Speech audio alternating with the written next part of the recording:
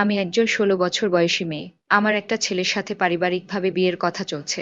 ছেলের বয়স ২৪ বছর এবং সে জার্মানির পার্মানেন্ট রেসিডেন্ট।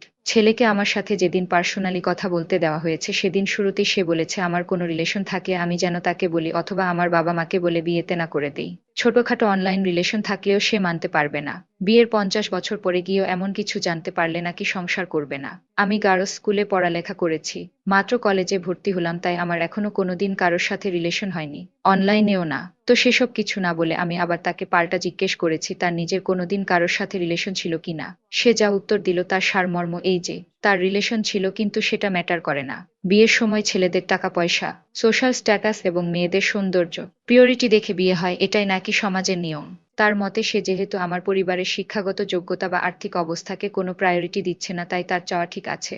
আমি সাহস করে আরো জিজ্ঞেস করেছিলাম তার যে অতীতে রিলেশন ছিল তা বিয়ের পর সে যে কোনো প্রকার এক্সট্রা ম্যারিটাল অ্যাফেয়ারে জড়াবে না তার গ্যারান্টি কি। তো সে এক প্রকার হাসতে হাসতে উত্তর দিল যে তার বিয়ের পরেও অন্য কারোর সাথে সম্পর্ক করার ইচ্ছা থাকলে সেটা বিয়ের আগে সে আমাকে সরাসরি বলে রাখতো।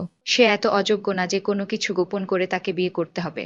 সত্যি বলতে নিজেকে অতিরিক্ত যোগ্য ভাবা এমন অহংকারী মানুষ আমার মোটেও ভালো লাগেনি।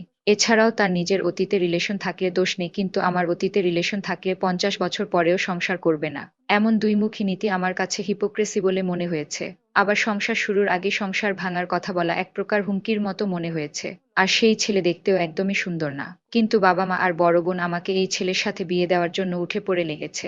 তাদের কথা হলো ছেলেদের সৌন্দর্য দিয়ে কিছু যায় আসে না, ক্যারিয়ারই সব। এত অল্প বয়সে জার্মানি সেটেলড এমন ছেলে আর কোথাও পাওয়া যাবে না।